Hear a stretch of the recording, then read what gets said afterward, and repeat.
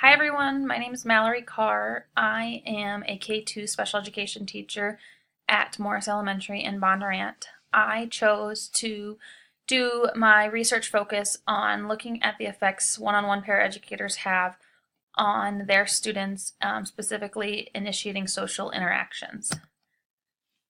I myself chose this research just because each year I am finding that I am getting more and more paraeducators that are working with my students, and I just needed to find a way to support them and wanted to dig a little deeper into how their support affects my students. So the current study I felt was necessary because more research needs to substantiate a positive correlation with professional development provided to those paraeducators and increasing the student social interactions. That is one of my biggest goals for my students, is to engage and interact with their peers. I work with more of the level 2-3 students that have some of those higher needs, variety of needs. So that was a little bit of my drive to digging deeper into this research. There's a lot of problems or concerns that I have with some paraeducators, and if it's not done correctly. When doing my research, I found from the Bureau of Labor Statistics that 1,234,100 teacher assistants had a job in 2014. They're expecting that to rise to at least 6%, another 68,000 jobs, and somebody has to support them, and that comes on the shoulders of special education teachers. More likely elementary teachers, there's going to be 95% more likely to have a special education paraeducator than secondary teachers, but it's still a need. Paraeducators have a ton of responsibilities. They are from academic and social skills instructions, modifying the curriculum, accommodating some of the right there accommodations, those behavior supports, working on relationships with others. They have a lot of positive impacts, the personal care, modeling that appropriate behavior for them, engaging and supporting that peer interaction. A study done by Marks, Schrader, and Levine interviewed 220 paraeducators, and from those questions, some themes arose. They felt as paraeducators that they didn't want their student to bother the teacher and wanted to ensure that positive relationship with the gen ed teacher. Paraeducators wanted to make sure that students' immediate needs were being met. They often became the expert in the student, while lastly, they wanted to help the student provide general acceptance from their peers. So taking that information and going with it, paraeducators are not teachers, and I think a lot of times that role falls on their shoulders, not on purpose, but kind of by chance. And a study found that paraeducators only engaged in instruction for 57% of the time, while the teacher and the teacher assistant in the classroom were 98 and 91% of the time. The researchers accounted that the low engagement was due to the lack of training and supervision, that hole that I wanted to try to fill with my paraeducators. A study done by Harris looked at qualitative data with the proximity of paraeducators and how that affects the student engagement of the visually impaired. So based on the observational data, it recorded that 52% of the students' interactions were with paraeducators, while 22% were with the teachers, and only 20% was with the peers. That's something that I wasn't surprised with, but didn't necessarily like to see. When they were interacting with the peers, 19% of the time the paraeducator was nearby, but if the paraeducator was distant, then they were more likely to interact with their peers 81% of the time. The study looked at maintaining task engagement of a 4-year-old with developmental delays they used a withdrawal design. So they cued the paraeducator when to engage and when to withdraw from the student. And based on those cues and that interactions, the student's task engagement was actually comparable to the peers without disabilities. So giving those information to the paraeducators was definitely helpful. In my research, I hypothesized that the number of social interactions would increase when paraeducators were given appropriate professional development.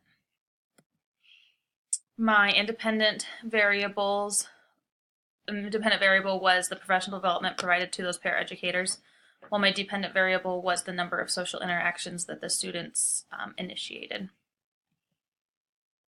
I had 2 kindergarten students, both males, both 6 years old, both special education entitled students. They had goals in the area of speech, behavior, and academics. They were chosen solely based on convenience for their lunch block when I also took my lunch block and was able to observe those students.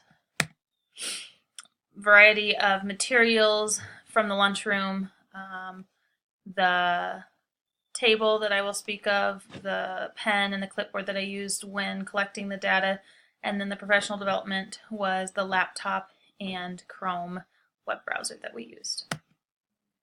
So my procedure that I selected was an 8-week A/B research design, and the experimental design was used because it allowed me to collect quantitative data.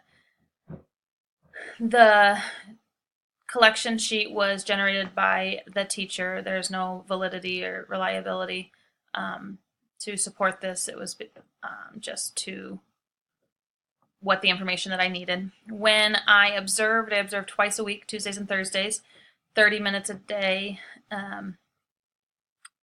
The phase A, of my research, there was no change. I observed the students in their setting without any professional development to collect my baseline data.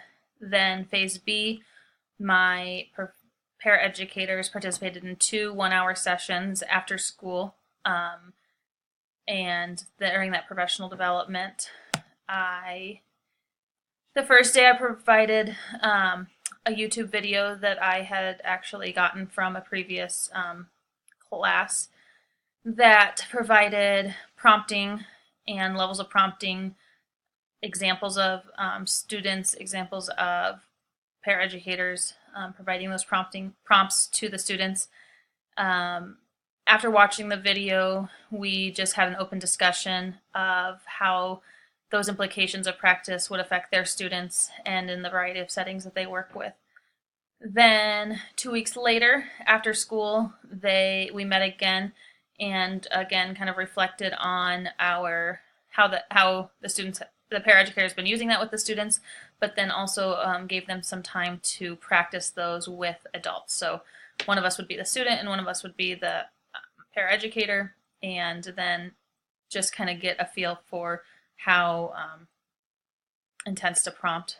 Thinking back on the prompts, there are visual, verbal, gestural, and hand over hands are kind of the levels of prompting. When it comes to my results of my study, I was disappointed but not totally surprised. The data showed that there was not a statistical significant increase in the number of social interactions initiated by my students. Although my students' numbers increased, it wasn't anything extreme. It did not, so based on those results, it tells me that the treatment phase did not have an effect on the student social interactions.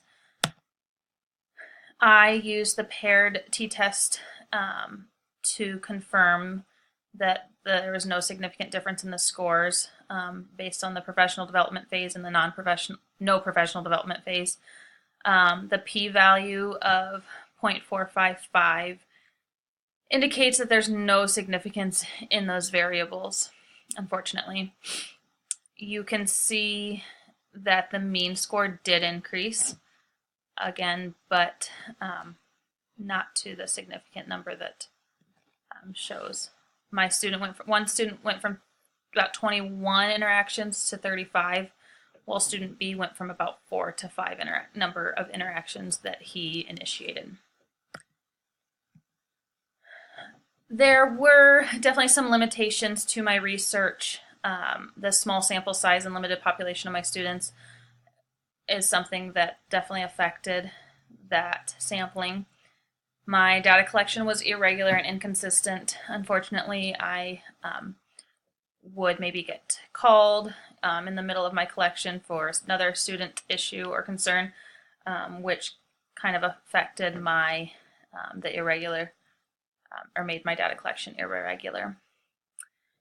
Reflecting on those students as well, each of them had the speech goal where language is a concern, and it's just a very complex thing, language, I guess, and so I would say when doing that, using that student's behavior or language, speech as another independent variable to consider when collecting those samples or selecting your participants. Future research recommendations, I would agree that a larger sample size, larger number of students would help. Another longer data collection period. My data collection was only over an 8-week period of time, 4 weeks for phase A and 4 weeks for phase B, and allowing more time to see the effects of that professional development, because my professional development was being done throughout that phase. I would have liked to almost do another phase A and see the long-term effects that as the students got used to the prompts and the models, and the paraeducators became more fluent in those prompts, how that would affect our data and students initiating conversations. And I would also recommend future research be done in a variety of settings. The lunchroom setting was challenging because the goal is to eat, not to super talk, to talk during those times. So I would have ideally liked to see them maybe in the recess setting, unstructured times, but again, it was only because that was the time that allowed in my schedule. But I think with those recommendations, the information that you could get could be quite interesting. Some of the implications for my research, I believe that with appropriate professional development, it will be crucial for future classrooms. The study has the benefit to improve social relationships with those peers as it continues, and that expectation is there. The students will increase their interactions and those relationships, more importantly, and skills with their peers. The paraeducators will also continue to have knowledge and understanding, and that collaborative relationship with the paraeducators, the teachers, and the administration is just crucial for the improvement and from the information from this study.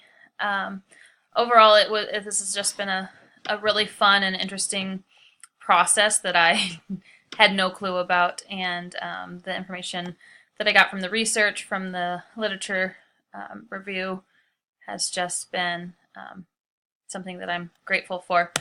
But yeah, I wish my research would have shown a little bit more. Again, I would do some things a little differently, but I hope you have found this information interesting and have a great night. Thanks.